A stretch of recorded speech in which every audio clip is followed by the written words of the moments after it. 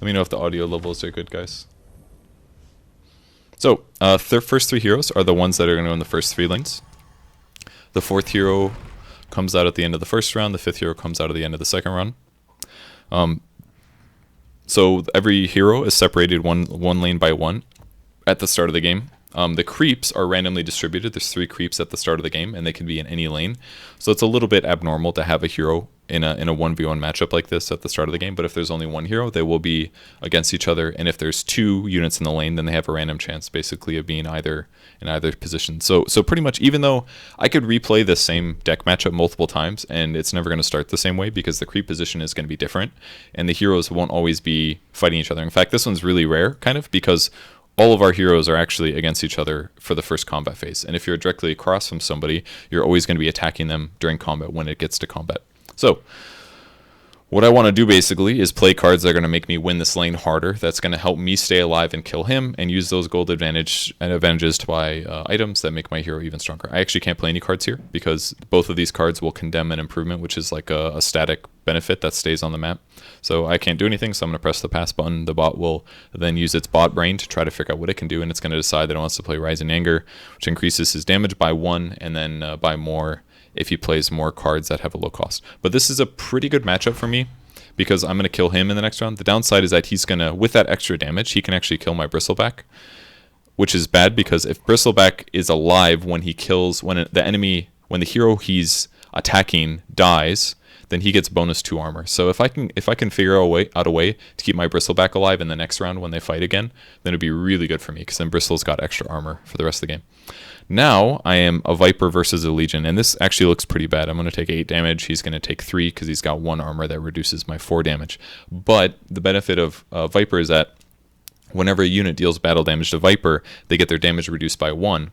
So that means after Legion Commander attacks me, his damage is going to go down to 5. But it gets better because she also has a Retaliate passive, which is basically like Blade Mail. That means that if I deal damage to her, then she is going to reflect an extra 2 damage. And the way you have to think about Retaliate is and other sources of damage in Artifact is that they're all separate, basically. So she's dealing 6 damage to me with her attack. That's going to deal 6. And then she's also dealing a separate 2 damage to me with Retaliate. So those are separate instances of damage, which means that Legion Commander twice deals damage to Viper when they combat. And that means that Legion is going to lose 2 damage after this round, which is super amazing. So even though I'm going to get wrecked here, and that I'm definitely going to die in the next lane, I can lower her damage by a stupid amount. And if they fight 2 rounds in a row, she's going to be all the way down to 2 damage by the end of the next round. The Viper Strike ability deals 2 piercing damage to this unit before the action phase. So as the lane starts, they'll take 2 damage. I'm probably going to use this on her because it's going to hasten the speed at which she dies, and this skill kind of sucks anyways. So I'm going to cast that on her. So she'll take 2 piercing. Piercing ignores armor, by the way. That sucks. So she just got 4 damage increase, which means that she's actually going to kill me right now instead of next round, which means that I'm only going to be able to lower her damage by 2 instead of 4, which is too bad. So I just have to, oh well. So it does suck that my hero's going to die here, but lowering her damage is not terrible, and 5 gold is going to be an advantage, but it's not going to be the end of the world. The biggest loss actually that's going to happen is that I'm not generating any gold, so that means I'm not going to be able to buy any items that are going to help keep my Bristle alive. So I think there's a decent chance that my Bristle is going to die next round, so that kind of sucks. Ursa, when he deals battle damage to you, he lowers their armor by 1. So it's kind of like Viper, but the other way around, that when he deals damage, he lowers their armor. So after I attack this Centaur, his armor is going to get lowered by 1 for the rest of the game, because this is a permanent modifier thing, unless he plays a card that dispels it, basically. Centaur also has 2 Retaliate, much like Legion Commander, so that's why I'm taking 6 here. You can see 2 Retaliate damage, 4 attack damage. So if you ever want to see where the damage is coming from, you just have to mouse over these damage sources, and then you can see it. 7 damage. As you can see, his armor gets reduced by 1, so next time that Ursa attacks him, he's going to deal 1 extra damage. So this is the item shop. You can always buy items. You get an option to buy items at the end of every single round. The left shop is a secret shop. It'll randomly pick 1 item and let me purchase that if I can. This is Helm of the Dominator, costs 19 gold. I can't afford that obviously because I have a fat 0, so I can't buy this. Next round, it's very likely going to be another item. There's a lot of different items. There's probably like 30 or something maybe less. So it's one of those random 30 items every single time the shop comes up. The middle deck is my deck specifically. Every deck needs minimum 9 items. It'll tell you how many you have left. And the random of those 9 that came up was barbed mail, not blade mail, barbed mail. And on the right is consumables. There's only 4 consumable items right now. There's Potion of Knowledge, which is 5 gold, lets you draw a card. You have Teleport Scroll, which lets you teleport a hero from the lane into the fountain, which basically means that they come off the board, but you can redeploy them instantly in the next round, like if they're about to die, for example, or if you want to change their lane. There's also Healing Salve, which heals for 6, and a Fountain Potion, I think is what it's called. It does a full heal. No matter how much your max HP is. So the fountain one's a lot better when your health gets high. So I can't buy anything, so I'm going to pass. Normally that would go a lot faster, but I just wanted to explain it for you guys. And now we got hero deployment. So the 2 creeps that come down are random. They could go in any lane. Both of mine are happening to go in the right lane. His are both happening to go in the left lane. And now I have a hero to place, as does he. So he's going to choose where to place his hero. I have to choose where to place my hero. And I want to put my hero in a place where it's going to be beneficial. Now I might want to put it mid because I don't actually have any heroes there right now. And that means when it comes to my turn in this lane, I won't be able to play any spells. So usually you want to put it in the lane that you don't have a hero in. But I could also maybe want to put it in the same lane as another hero because this is a green hero and not a red one. So if I put this in the same lane as Ursa and then I end up drawing the Empower card, which lets me give cleave to one of my heroes, I might want to put it on Ursa. Therefore, I might want to put Magnus in this lane. But I don't actually want to do that probably because there's so much power going in this lane already, even though my Ursa's probably going to die, that I might want to put this guy in a different lane. With that said, I don't necessarily want to put him against a Legion commander, which is pretty likely, because there's only 2 spaces here. If this Magnus gets placed mid, he's going to go right here, and then he's going to match up against Legion, which is not really the best thing. It wouldn't be terrible because he's got less damage, and I've got an armor, but I think I'd probably prefer to put him over here because I think my Bristle's probably going to die, and I'd rather start working on these creeps that are also going to spawn, probably going like this, and that means Magnus is going to be able to one-shot one of them. So I think I'm going to accept this, and then in the next round, I can maybe put the Viper and the Timber in this lane to try to stabilize this lane. If you guys are curious what the arrows do, sometimes they dick you like this. If you don't have a unit across from you, you get an arrow during deployment, which means you get to figure out if you don't have a hero across from you, there's a 50% chance of it being a straight arrow, meaning attacking the enemy tower. It's a 25% of a left arrow and a 25% of a right arrow. If you get a right arrow, like Beastmaster attacks the right and there's no one there, then he'll still attack straight. But in this case, the Beastmaster got a left arrow or a right arrow, whichever way you want to look at it, and this guy got an arrow as well. And there happened to be a hero here or a unit, so he's going to be attacked by everything. So that means whoever's in this lane is definitely going to die. Hey. So I don't want that to happen. So what I'm going to do probably is swap the hero position because I don't think it would be great to die. There's a good chance this is an item that he purchased. I didn't pay attention to see how much gold he spent on it, but I think it's probably better if I put the Rebel Decoy here and then I swap it out with the Bristleback. That way the Bristleback stays alive a little longer. Because yeah, I could kill the Sven and that'd be all right, but I won't get armor from it, so I'd rather play this out like a round further and try to see if I can get an armor swap. I also could have put the Rebel dude over here instead, but I didn't really want the Beastmaster to be attacking Bristle directly, because if a unit's, see how this arrow changed? I put a unit there, so his arrow now has to be straight. So that means when I swap this out, Bristle's going to be here instead. So he's still going to take damage, and if he was over here, oh, he's actually dead anyways. All right, I made my first giant mistake. So Sven has cleave damage based on how much damage he has. So he's dealing 3 damage over here, so I'm actually still dying anyways. That actually just wasted my card and did, the only benefit I got from that was that there's 1 less enemy creep getting killed. So that actually accomplished almost nothing. First mistake. So I still lose my Bristle, and this way I don't actually kill the Sven. In fact, he probably wouldn't have died anyways, because he got a bunch of bonus armor and health. Because he played that card earlier, that if he plays a low-cost card... Oh, he actually salved it, that's why. But I wouldn't have been able to kill him either, so... I was going to kind of get screwed anyways, but either way I did waste a card, which is a big mistake. This battlefield is mine. Giving +8 damage to the Legion. She took 2 damage. So another tied specific card. Gave him some armor. He's got minus armor right now because of Double Edge. Double Edge gives you +8 damage and -8 armor.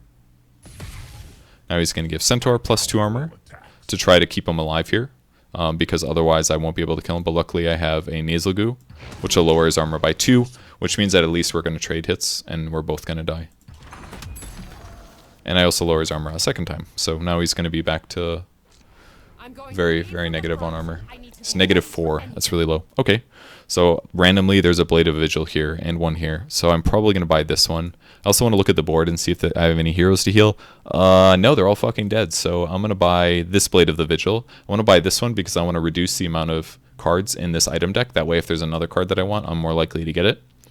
And if I wanted to buy like a shitload of Blade of the Vigils, then I would buy this one, because then I'd know that this one's safe and I can buy it later. But most of the time you don't buy all of your items. So I'll buy this one. I kind of wish this was like a healing salve. See, there's another Blade of a Vigil. I knew there were going to be a shitload. So I've got that ready to play if needed.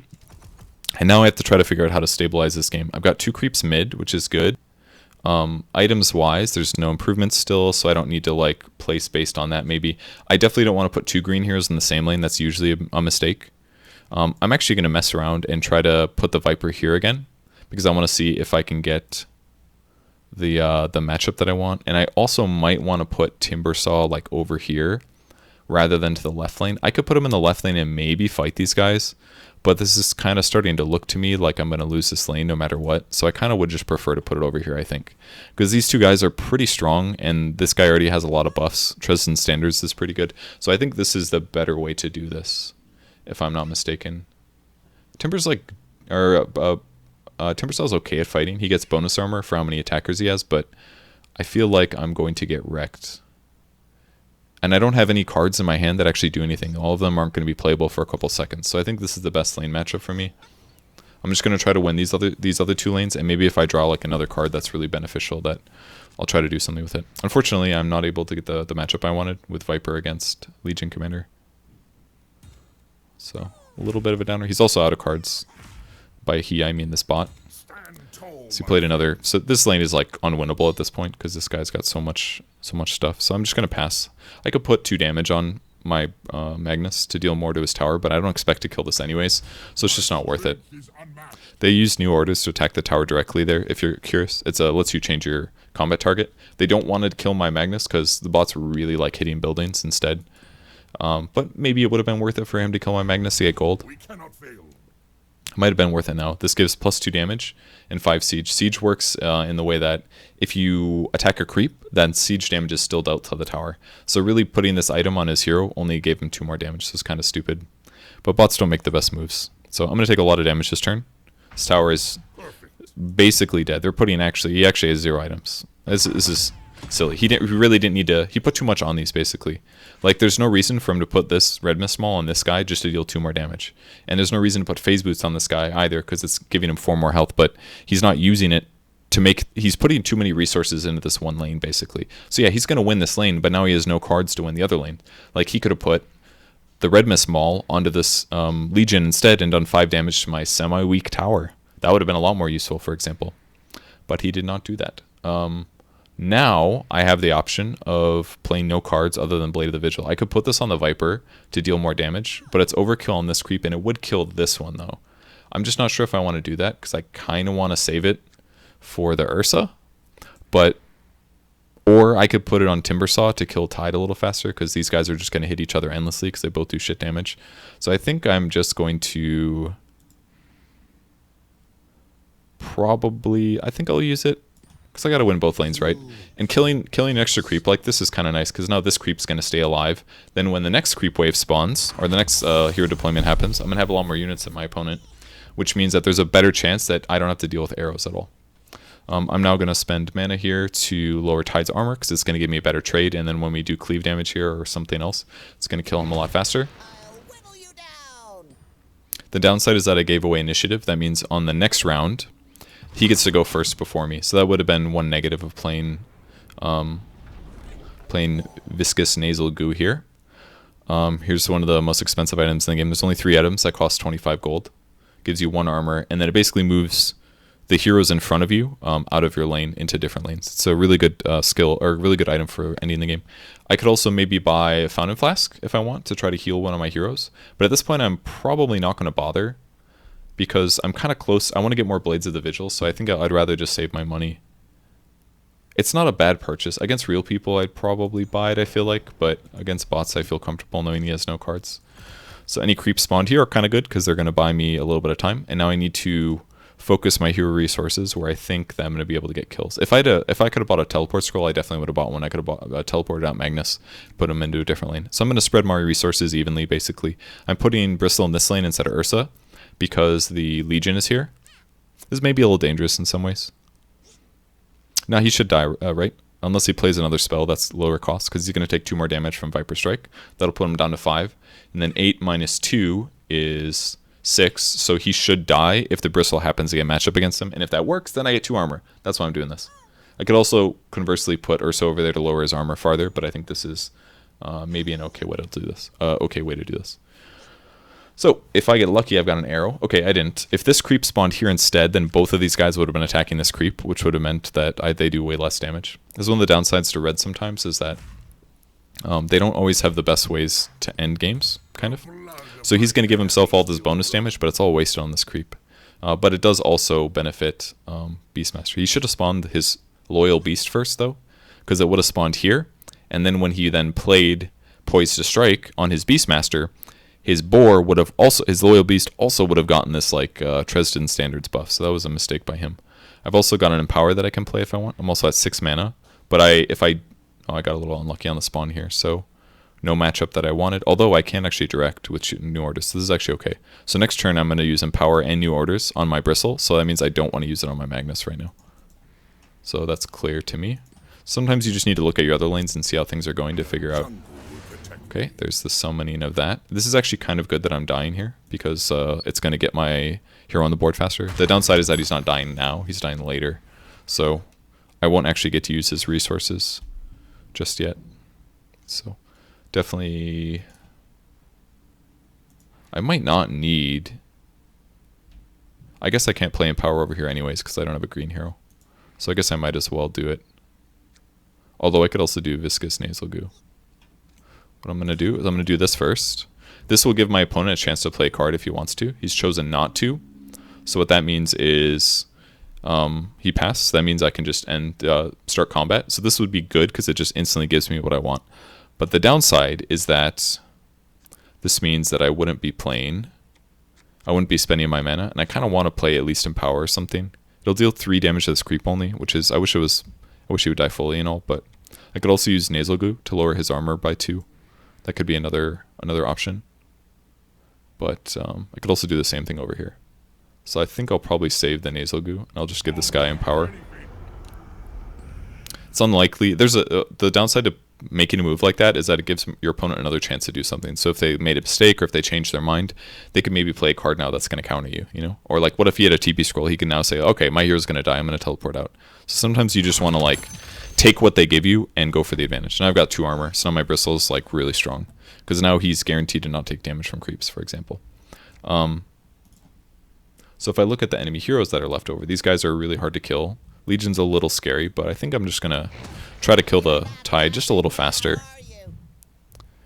Kind of got unlucky having both of these smash to the defenses at the start of the game, basically, because they don't really do anything just yet. This is another really expensive item. 3 armor to your hero. Rapid deployment means if they die, they come back instantly. Then next round. Blade of the Vigil, I've got money for that. I'm going to buy a Healing Salve. That way I can try to keep my Ursa alive in the next combat cycle. Creep spawns are good for me. Although I would have kind of liked to have one over here to somehow tank up all the creeps. That would have been kind of nice, but this is nice. I got a lucky arrow, basically. I mean, he's still going to kill the tower, I guess. Maybe it doesn't actually matter. Legion respawns next round, so I got to get something done in the meantime.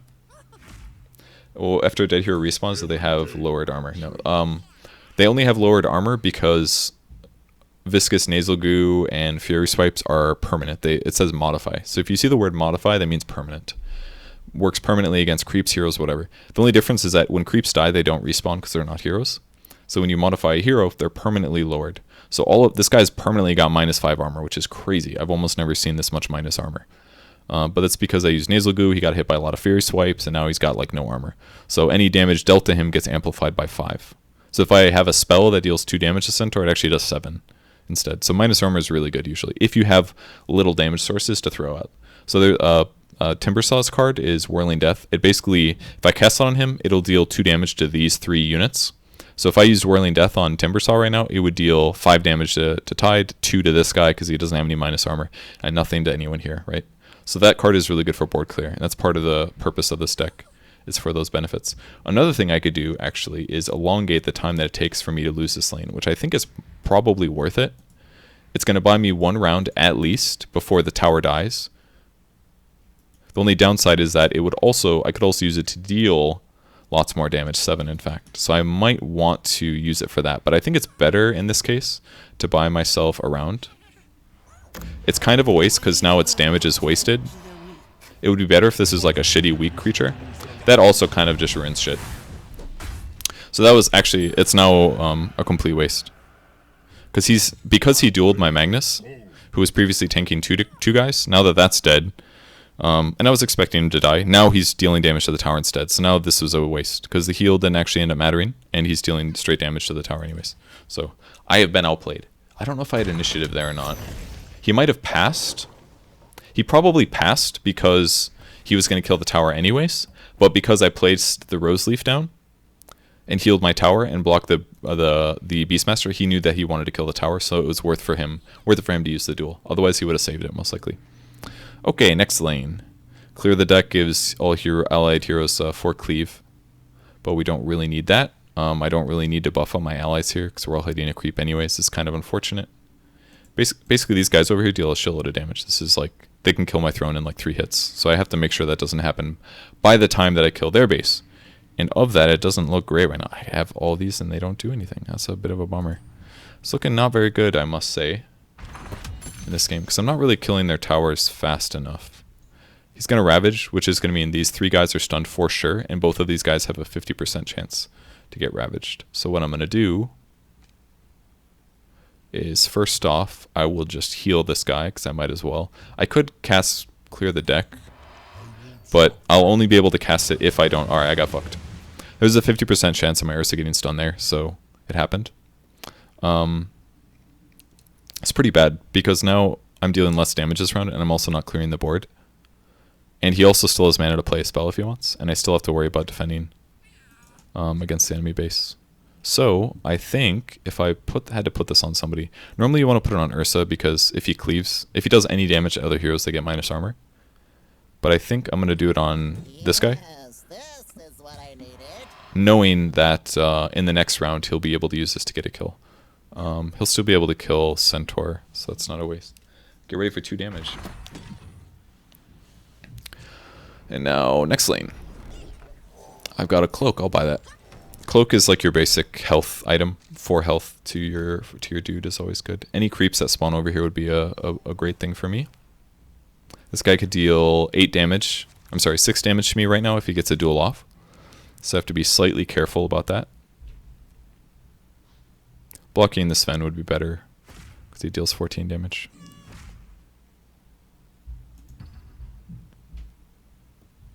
The RNG is actually really fair in my opinion. I haven't had a chance to explain it in my YouTube video yet because it's kind of like the longer part of the explanation of how the game works, but you just saw a lot of arrows in the mid lane, for example. The arrow cards that I got for both Viper and this creep, they actually mean nothing. So because I'm winning this lane by a lot, these 2 arrow cards don't matter at all. And these 2 arrow cards here and here, there's a 50% chance of straight, 25% chance right, and 25% chance left. And this creep, 25 right, 50% straight, 25 left, which is basically straight. So there's a 75% chance that this guy hits the tower, 75 this guy hits the tower. And neither of them actually got the 25 to hit the Legion. So basically I still do the tower damage, and these 2 don't matter either. So it's like if you play in a way that gives you more board control, then you lessen your chances of it going bad. Or if I was about to place a creep in this lane and I wanted to make sure that it doesn't give an arrow against the Legion ever, I would put it way out here, for example. That way it's more likely that creatures that are spawned are going to be in the middle, basically. So lower chance of getting arrows. There's basically ways that you can play around it to try to solve some of those problems. So knowing what I know in terms of what the board is looking like, what I'm going to want to do most likely is try to keep all my dudes alive. None of my cards are actually useful in this lane, more or less. Looks like everything is going to die over here no matter what. So I think what I'm actually going to do is pass. I could put a cloak on somebody. Like I could put it on the bristle or something, but I don't think it's worth it because I wanted to keep initiative so I can play Time of Triumph, which is more important. Time of Triumph is the best red card in the game. Gives you +4 damage, +4 armor, +4 health. Gives you 4 cleave, 4 retaliate, like centaurs retaliate and legions retaliate, and gives you 4 siege. So basically it guarantees that I'm dealing damage to their tower. It means that Ursa is going to minus armor anybody. It also means that any damage being dealt to him is stopped. So now he's got 4 armor, so the 2 retaliate damage I'm taking are all being blocked, and the 4 physical damage I'm taking, or attack damage I'm taking, is all being blocked. So basically everyone's invulnerable, and is going to fuck the game up now. Board is cleared. Now I have an open shot to the tower, and I basically need to win in the next round or 2. This is one of the other really expensive items, 25 gold. Equipped hero has 4 health, which isn't much, same as a Traveler's Cloak, but you get to summon a Thunderhide pack, which is a 14/14 hero that has 6 siege. Very good card. At this point, Potion of Knowledges are really good to buy, because it gives me more cards to play, and I have so much mana that additional cards are good. So if I know I want to buy Potion of Knowledge, you usually want to buy Blade of the Vigil first, or any item in your item deck, because you'll see another item. And that way, if that second item is better than what this consumable would be, then I can still make that choice. But if I would have gone Potion first, then I might have made the wrong choice. In fact, Stonehall Cloaks are really good. They give you 2 extra health after the combat phase, so you can kind of like infinitely keep a hero alive if they aren't taking too much damage. So in some cases, I would buy Stonehall Cloak here, looking at the board thinking like, oh man, maybe I want to buy it on Bristleback so that he can help replace a lot of the health that he lost. But in reality, I've got a cloak anyways to keep him alive if needed, so I'm going to buy the Potion of Knowledge.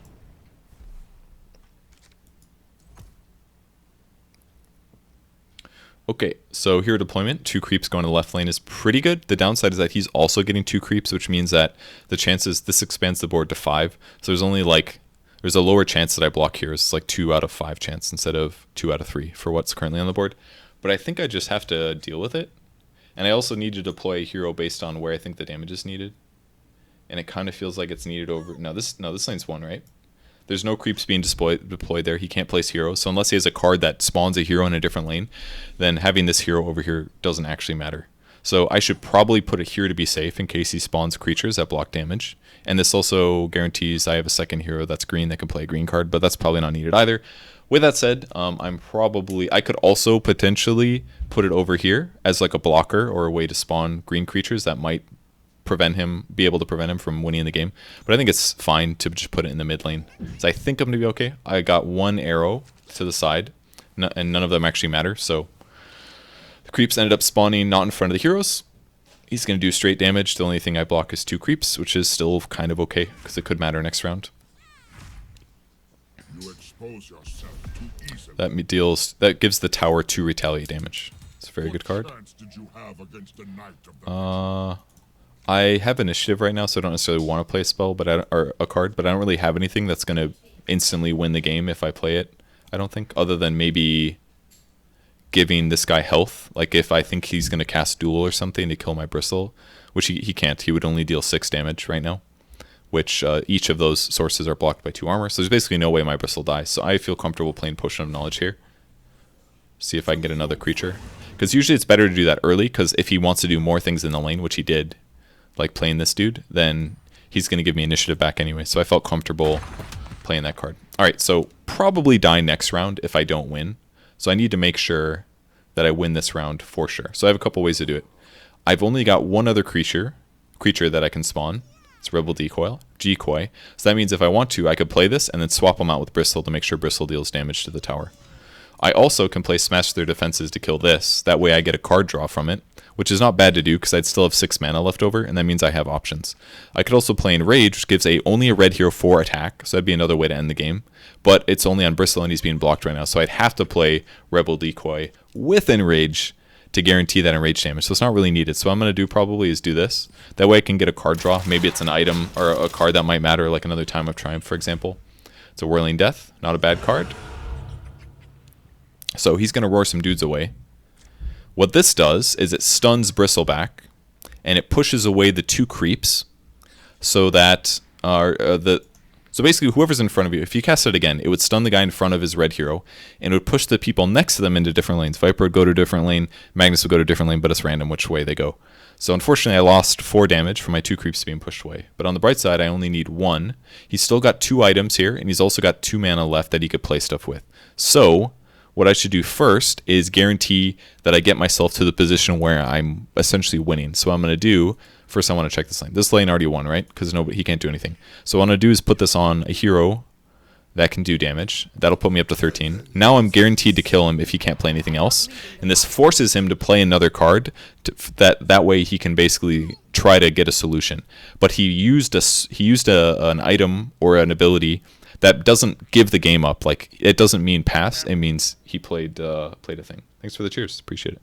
So he healed his dude, which buys him time, which means that I now have to play a dude to buy me time to say, like, oh, well, I basically don't want to give up my hand, right? This is my trump card, basically. My, like, by the way, I have 2 more damage. Because if he plays, like, a hero, if he plays a creature that blocks, like, my Viper or something, and I have nothing left to play, then I'm screwed, right? Or, like, if I put the Rebel Decoy down right now, but he has a 2-mana creature, he could put it in front of my Viper. Let's say this is not a guy that has swap, right? Let's say it's just like a 2/3, and that's all it does. If I put that down and then he plays a creature that blocks Viper, I don't have lethal damage anymore, and I lose. So I want to force him as his last move to be like, all right, fine, this is my last play. So what I want to do is I have 2 outs. I can play Traveler's Cloak to increase my health and buy a turn. And now it's his turn again. And now he says, okay, I actually don't have anything that wins me. So now I don't have to play Rebel Decoy, when I kind of thought I had to. And I could also, if I want to, play North Secrets, if the game wasn't ending, but it's not. So now that I forced him to play the last thing he could actually play, and I realize that I can win the game, then I can end the round, and now I can go to this lane, and I already know that I'm going to win here. So if you want to see Whirling Death, it's pretty cool. Cool spell. Alright, but he can't play anything because he has no heroes, so I win the game. You can pass, but in the last lane, if the guy just passed instead of playing his heal, I just would have ended the game. I would have ended the lane. Because that's basically saying, like, okay, it's your turn, and if I press accept, we go to combat. So you can kind of trick people to say, like, oh, I have nothing to play, pass, but they can choose to end the round. So if you really do want to play a card, but you want to wait until they're going to play a card first, you can definitely try to bluff and say, like, I'm not going to play a card, and then if they don't also want to play a card, they'll also pass, and then you're like, oh shit, I actually want to play a card, but now the lane's over. Like, you can screw yourself. So it's better to have stuff that you can play to, like, buy time to say, like, oh, I have a cloak to put on my hero. I think that's important. And then they can do that and say, like, oh, well, I'm going to draw a card using Jamoy. And then they can be like, oh, I'm going to change the attack target of this creature to this creature, even though it doesn't matter that much. Because they're basically just waiting until their opponents have to, like, finally do what they want to do. Use resources, basically. So that's basically a lot of detail about how to play the game. We'll go a little bit faster now. Let's play a different deck. How about you just saw a sentence. It basically, like, pumps up. We could play the other way. Let's do that. Let's flip it the other way. I'll play the red deck, and they can play the deck I just played.